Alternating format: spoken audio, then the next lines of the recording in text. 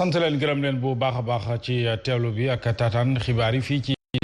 Sen TV chaîne leader ñaari waxtu moo jot ci digg bëccëg gi mbokk yi ñu tàmbali xibaar yi lu jëm ci exploitation train express régional ñu gën ko xam ci TER bi dina rek daal di tàmbali ci ñaar fukki fan ak juróom-ñaar ci weeru décembre atum 2021 gi ñu ne président de la république moom njiitu réew mi Macky Sall daan na ci wax ci conseil des ministres ci àllarba gi ñu génn muy démb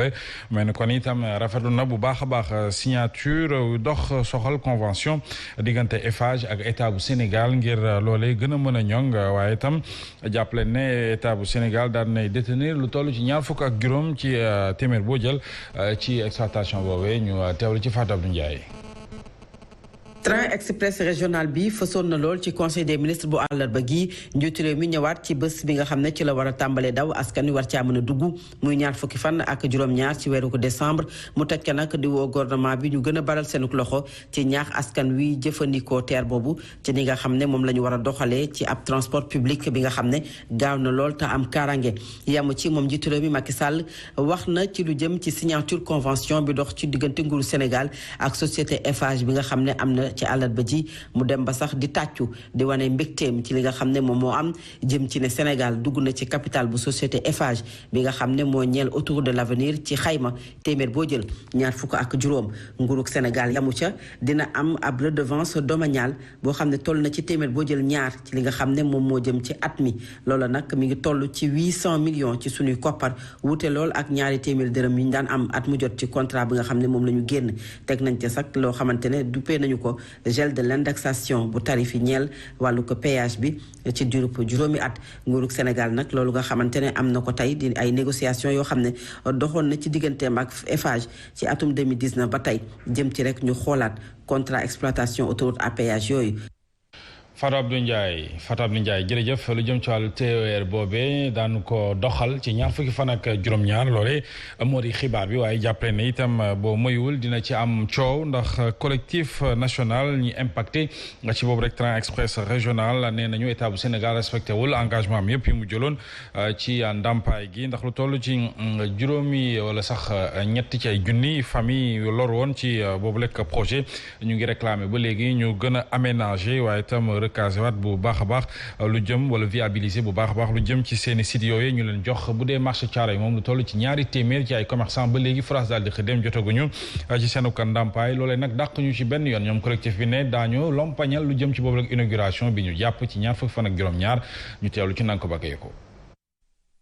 ci jamono ji ñuy waajal dawal train express régional bi ñaar fukki fan ak juróom-ñaar ci weeru décembre bi ñu ne njàqare bi foo ko nattu rek weesu na ko ci ñu projet bi yëkkati fa ñu newoon collectif national bu impacté wu train express régional bi di xamle ne am na ay poñ yu baree bari yoo xam ne war nañ koo saafara te mooy ñu fay leen seeni prime de vulnérabilité waaye itam ñi ngi sàkku ci kilifa yi ci ñu respecté li ñu diggoon ak ñoom ñeel seeni site de recasement bu ñu doyloo Makodou Fall président wu boobule collectif lu jege ñetti junniy njaboot dañ leen a njëkkoon a nax ci bi ñuy réceptionné train express régional bi tàmbali woon di defar site de recasement bi leen jagleel ci biir camp militaire bu Thiaroye bi ñu réceptionné TER bi ba noppi ci la ñu dakkalee liggéey yi doy sëkk ci njiitu collectif national bu impacté yu TER bi di woo directement njiitu réew mi ci mu taxaw ci lépp lu ñeel aménagement ak viabilisation wu seeni site de recasement projet bu train express régional bi itam jural na mer commerçant yi nekk ca marché Thiaroye te nga xam ne liggéeyu projet ba moo leen fa déjjati bu ñu doyloo Ngagne Amar di kenn ci responsable ya APIX te leen diggoon ne dina leen tabaxal centre commercial buñ leen di tuxal waaye boobu ba tey daanaka liggéey yi demul dikkul waral ba mbooleem impacté yu train express régional bi ne daañu bokk ci seenu façon ci inauguration wu train express régional bi ñu jàpp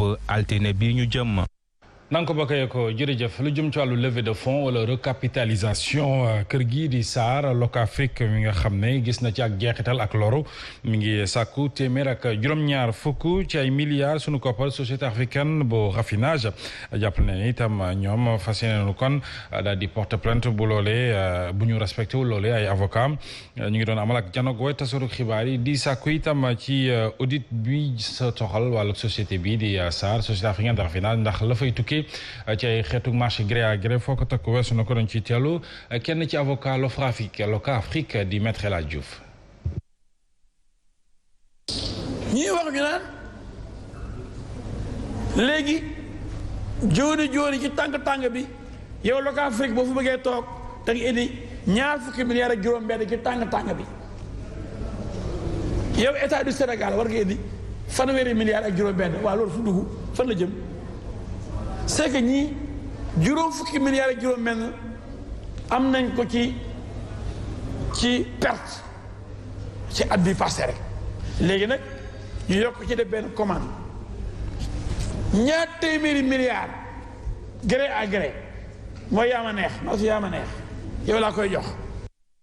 mu nekkoon maître El Hadj Diouf ñu àddu wax ci coordination nationale jëm ci étudiants yu orienté ci privé bi ñoom ci seen bopp fas yéene nu organiser wala amal ak doxu ñaxtu ci àllarba gële ñu jëm bi ayu bés yi nga xam ne ñu ngi koy xaar étudiants yooyu lu ñuy sàkk du leen lu dul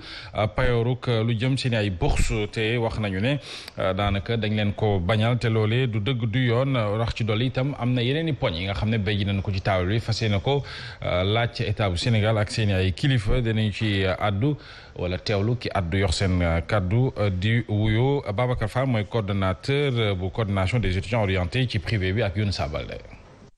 am na nag benn marche pacifique boo xam ne organisé woon nañ ko le 25 octobre passé mais ba nu ko defee gisoon nañ état du Sénégal fayoon nañ dette bu nga xam ne moom la amee loon établissement privé donte nag ba léegi am na lu si des mais dugaloon na si lu toll si 3 milliards 300 millions mais ba léegi am na étudiants yoo xam ni jotewuñ seen ay diplôme te état du Sénégal mën na orienté dans les universités privées ñu mel ni camarades yu nekk université du Sahel ba léegi mën a gën a jot seen ay diplôme parce que Cheikh Oumar Anne mi nga xam mooy ministre de l'enseignement supérieur ak Cheikh Issa Sall mi nga xam mooy directeur établissement boobu doona jàpp ni moom respect ak bu mu war bi jox étudiants yi des na bu baax a baax te Cheikh Issa Sall moomu ak Cheikh Oumar Anne ñoom ñaar neexoowuñu looloo tax diplôme yi camarades yi mënaguñ ko jot boobu léegi looloo tax ñuy wóor le chef de l'État mu régler situation boobu étudiants yi ba léegi am ñu jotuwu seen bourse ak aide sociale mais étudiants yi itam bëgg nañu yokk leen ci cursus scolaire boobu master 2 parce que droit bu nga xam moom la ñu nekk UVS am même droit boobu les étudiants orientés dans le privé. dañuy dem ca Mbour foofee nag addu ci waxtaanuk njiitu réew mi ak ay ministre am muy conseil des ministres ni ki dem ak annonce bu mu def ne dina am lu toll ci ñaar fukk ak juróom ci téeméer boo jël ci capital bu Eiffage jëm ci autoroute à péage bi askanu Mbour nag rafetlu nanu li ni mel waaye lu ñuy sàkku la leen lu dul wax daal état bi péage bi wàññi seeni tarif ndax cher na lool ni ki tey suba nag Aline Badara Sonko moo xëy seeti leen. Mouhamed moom ab chauffeur la bi nga xamante ne bés bu nekk ci autoroute à péage bi lay jaar moom nag xibaar bi nga xamante ne président de la république Macky Sall annoncé na ko démb ca conseil des ministres rafet na ko bu baax. vraiment nouvelle bu neex la pour sénégalais yëpp ndax ku ne xam na ni autoroute bi contrat bu njëkk bi ci li ci borom xam-xam yi di wax ñu ci doon am 1000 francs tey ñu yóbbu ko ba 25% loolu vraiment nekk na loo acte boo xam ne acte bu fort la pour sénégalais yëpp. vraiment am nañ ci mbégte daal mbégte moo xam ne mbégte mu yaatu la. mu jàpp ne jamono ji nag wax jot na prix autoroute bi dafa cher lool. vraiment autoroute bi cher na diggante Thiès fii booy xool ci oto bi ma yor yaa ngi fay 1500 boo jugee Dakar ñëw fii war a fay 3500 aller retour mu war a nekk 7000 bu ko gënee wàññi tamit vraiment dina nekk loo xamante ni lu njëriñu askan wi lay doon mais 25% yi moom am nañ ci contentement bi ñu xëy dégg ko vraiment. Sénégal daal di am lu toll ci 25% ci capital autoroute à péage fii ci diwaanu Mbour chauffeur si nag ñoom seen xel yëpp nag ci li mu dem mooy fii ak ay fan yi néew. ñu wàññi tarif yi. Aline Badara Sonko jërëjëf leneen li yokk mooy mburu mi waaye nag ca wet ga dañu co tegoon ak condition muy boulangerie dañoo war a wàccoon teg lu jëm ci poids mburu mi jàppale ni jëwriñ gu ñu dénk wàllu njënd beeg njaay mi moom am nag rafetlu ak mbégte lool ci poids mburu mi nga xam ne téeméer boo jël juróom-ñaar fukki ak juróomi ci boulangerie yi respecté nañu ko lenn rek moo di jafe-jafe bi muy seeni service lu jëm ci wàllu cet gi faw ñu xoolaat ko ni ki tey suba ministre bi ak ay service am ñu ngi doon wàcc ci mbedd mi ngir xool ndax poids mburu moomee ñu ci ëpp ci boulanger yi respecté noonu comme det ci teewaay ak sunu ndaw Younoussa Baldé. ñetti boulangerie la ministre bu yor commerce ak it service am visité diggante Médina ak Sandaga. ñu ñëw xool est-ce que tamit boulanger yi li nga xamante ne ñoom la ñu waxante ak conseil national de la consommation mooy fexe ba mburu mi ñu respecté poids bi est-ce que ñu ngi koy def. ñu yor seeni matériel agent soxol métrologie bu ministère ba peese nañu mburu bi ngir xool ndax boulanger yi respecté nañu poids bi. jël nañ ci 50 baguettes lu ñuy wax échantillonnage aléatoire lañ ko def te buñ ko jëlee nag dañ koy teg ci balance bi mu xam ne mooy balance Radouak. ñeent yoo jël ñett yi respecté nañu vraiment poids bi. waaye nag ministre bi di ñu xamal ni am na ay infraction yu ñu nemmeeku rawatina ci wàllum hygiène bi. donc looloo tax ma wax sama service yi nañ convoqué ñi nga xamante ne visité nañ leen wax leen ci mbirumu set bi ñu amélioré ko ndax dinañ fa ñëwaat visité waat. ñu jàpp ni rek conseil national soxal consommation bi moo amaloon ndaje yokku prix mburu mi ngir sauver ay emploi ci noone ministre bi di sàkku ci boulanger yi ñu fexe ba respecté poids mburu mi. Younouss Sabaly poids mburu moomee bu nu ko respecté wul njaayee ni dinañ jooy lool ndax na mu chéré ñu woy ci leneen xam ngeen ne ñu ngi waaj a tabbi ci ay fête Noël ci noonu itam jàpp leen ne samedi gi ci leen ko jàpp muy le 25 ci communauté catholique bi fii ci même réew du Sénégal bërëb yi nga xam ne nag ñoo war a dalal way ngëm yi ci ñu màggal yooyu lekk fête ñu ngi koy waajal bu baax a baax ñun nag xëy nañu dem ca paroisse Martyr Ouganda foofee itam réglage mujj yi ñaa nga ca muy xeetu nettoyage beeg fexe xool ana yan yoon la ñu mën a jaar ngir wàccoonteeg mesure barrières yi loolee en tout cas la ñu xam la rawatina protocole sanitaire bi moom Père Jacques Benoît Michael moom nag vicaire la ca boobu lekk paroisse seq nag waxtaan ak sunu ndaw Ndeye Khady Diouf. lu yées ñaari fan moo des ci ñu màggal Noël ca paroisse Martyr de l'Ouganda ñu ngay yeesal ak a taaral ngir waajal dalal fidèles yi. amoon nañu lu ñuy wax confession mooy baalu suñuy bàkkaar fu mu toll nii ñu ngi ci préparation yi gën a ndaw mooy maanaam jëkkali crèche bi ak peut-être nettoyer église bi. xew-xew yu bari daanu ko fa amal ngir màggal guddi ak bëccëgu Noël. à partir de 22h le samedi bi dinañu am messe 7h15 dinañu am messe 9h30 dinañu am messe 11h messe xale yi ak dañuy woy lu ñuy wax chant les vêpres nañ ko woy à 17h. après bi si pare ñu continuer ak dernière messe bi mooy messe 18h30. ci paroisse boobee protocole sanitaire bi ñu ngi ko fay jëfee ba tey. ñu ngi respecter distance yi ñu ngi sol masque ba léegi parce que pour dugg ci biir église bi il faut nga takk masque. Père Jacques Benoît Manga di sàkku ci fidèles yi ñu bàyyi xel bu baax ci seen wérgu yaram ci bu ñuy màggal Noël. Ndeye Khady Diouf jërëjëf feet yi nag dañ cee baaxoo lool taamu ci itam lu jëm ci wàllu ginaar moo xam kum ci doon ku ne xememteef googee ngay am moo tax ñun saa su ne dañuy tàbbi wàcc ci marché bi xool njëg yi ak njënd meeg njaay mi naka la tëddee ni mu ko baaxoo di defee ak nu mu ko tàmbalee moom Adjaratou si ñi nga xëy na seeti marché bi xool njënd meeg njaay mi ci wàllu ginaar yeeg yi ni mel naka la tëddee ñu teewlu ko. ñu ngi fii ci marché Tilène ci pàkk bi ñuy jaayee ganaar yi nag jamono ji xaw na noo bari ñu ngi waajal feetu Noël yi njënd mi demeewul noonu waaye terewul njaay maa ngi dox tuuti ganaar yi nag am na ay pondeuse am na ay poulet de chair am na ay poulet du pays ñu ànd ci ak commerçant yi ñu dajeel. ñu fekk la fii ci pàkk bi ñuy jaayee ganaar yi ginaar am na jamono ji. waaye saa yi moom ginaar am na client moo amul mais ginaar am na. ginaar yi yan façon ginaar moo am. waaw ñetti façon ginaar daal am na mooy pondeuse poulet de chair ak ginaar Sénégal. ñaata lay jar. am na 3000 am na 2500 waaw. poulet du pays nag. poulet du pays am na 3000 3500 ba 4000 ça dépend ci bi nga bëgg rek.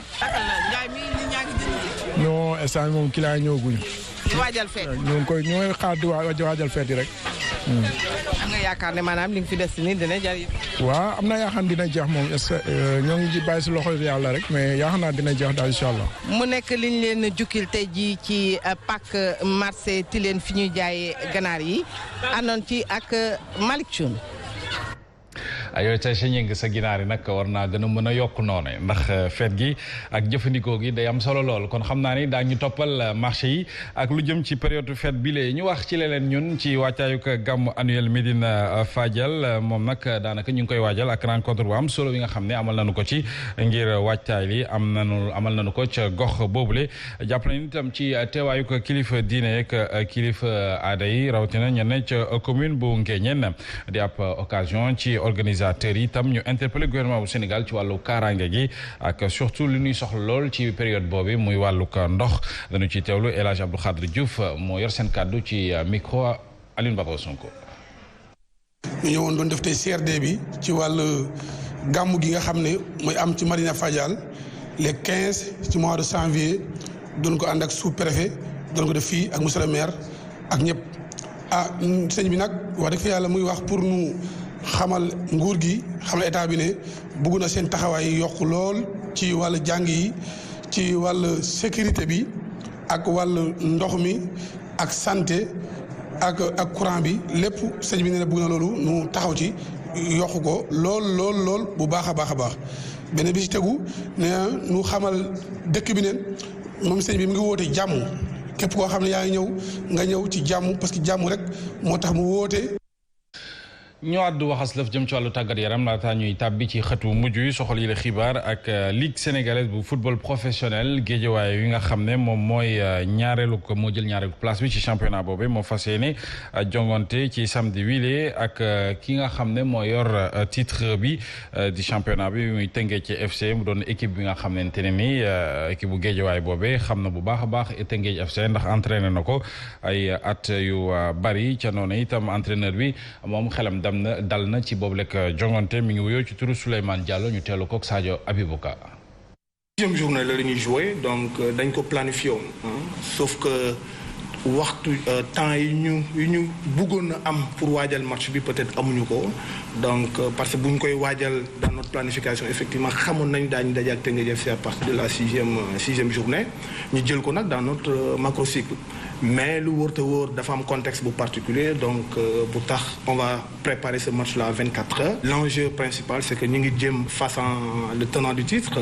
d'accord donc on va aborder le match comme on a l'habitude d'aborder match yi jot a jàll. bu dee ci geneen wàll gi moom waa Teungueth FC jàppale ne seen entraîneur Youssouf Dabo mi leen di tàggat wax na ne match boobee dañ koy jàppee ni yeneen i match yi rek ci rencontre yi nga xam ne daan ko tàmbale wala sax fas yéene di amal jàppale ne itam wax na ne amul benn enjeu boobu lekk match bu dee sax xam na ne Teungueth FC jamono ji dafa génn ci ak ndërmeelu muy défaite bu nga xamante ni yàqul dara ci seen objectif muy fexe daal championnat bi ñu tegaat ci loxo Youssouf Dabo ba léegi ak Sadio bu ñu fàtte ni match début saison la boo xamante ni taxul nga gagné championnat bi wala taxul nga wàcc deuxième division ñaari équipe la yoo xamante ni yu xamante bu baax a baax et nit ñuy footballé xam nañ ko seen point fort xam nañ ko seen point faible xam nañ ko après ñun ñooy defaru nag xam naka la ñuy taxawee naka la ñuy aborder match boobu comme ça ñu ñëw nekk dans les meilleures dispositions possibles et par rapport ak match bi dayo bi mu jël ak niñ koy waxee ak yooyu yëpp j'espère en tout cas que spectacle bi dina nekk au rendez-vous mais pour am spectacle sur le terrain il faut que acteurs yi nekk ci biir terrain bi yëpp nekk au niveau.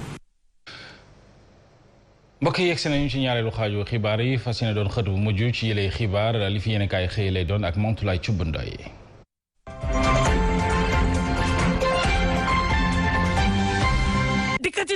proposition de loi ba tey jàll na ci assemblée nationale projet baa nga ca taabaluk assemblée ba tribune yéene kaay moom a xëy daal di ma koy xamal mu jëm nag ci criminaliser góor jigéen ci réew mi le quotidien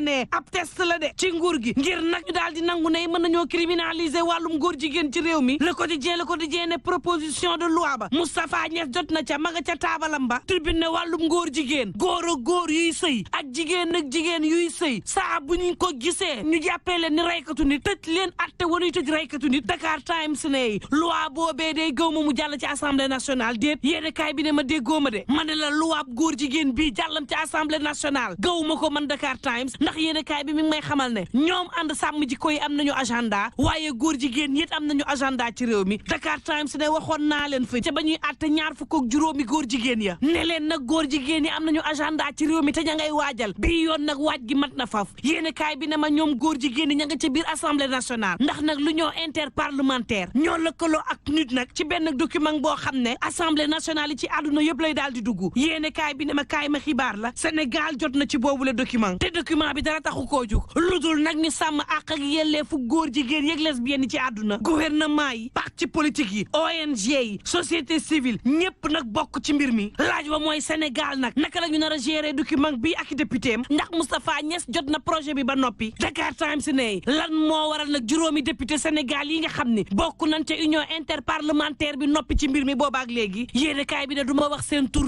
waaye juróom lañ ciy député yoo xam ne yëg nañu mbir mi l'info yéenekaay ne oustaz Aliou Sall ay waxam leer na nee na du ñu nangu benn yoon asanda góor jigéen yi ñu koy matale ci réew mi oustaz Aliou Sall ne bés buñ ko defee wallaay yoon dina nu jam diine dina nu jam ndax suñuy diine suñuy valeur moo nanguwul ngóor jigéen critique yéenekaay ne président Macky Sall moom jamono ji ma ngay xoggaleeku di aji mbagg moom président ndax nag TER bi léegi mu daw te BRT bi moo ca nar a topp léegi mu daw moom it gaa yi ne woon du fi am ay naxee mbaay la président Macky Sall matale ko ba fas ko yéene dalloo turbine yéene kaay ne pétrole beeg gaz bi day war na dugal juróom-ñaari téeméeri milliards at bu yàlla sàkk ci réew mi impôt ak douane di dugal ñaari junni juróom benni téeméer ak fukk ak juróom-ñeenti milliards at bu yàlla sàkk ci réew mi douane bi rek atub 2020 bi turbine ne ma dugal na ñaari téeméeri milliards impôt et domaine dugal lu jóge junni juróom benni téeméer ak fukk ak juróom-ñeenti milliards lii tax ba turbine di laaj ndax góorgóorlu dundam ndax dina fa jaare amuk coppite Sud Quotidien ne en tout cas président Macky Sall moom ma ngay soppi erreur yi nga xam ne Abdoulaye Wade defoon na ko autoroute à péage bii Sénégal am na ca téeméer boo jël ñaar fukk ak juróom ñaari téeméer ci sunu koppar lañ ci daan am at léegi juróom ñetti téeméeri millions lañ cay am at Le Soleil ne ñetti téeméer ak juróomi milliards Sénégal dina ko am ci autoroute à péage bi fii ak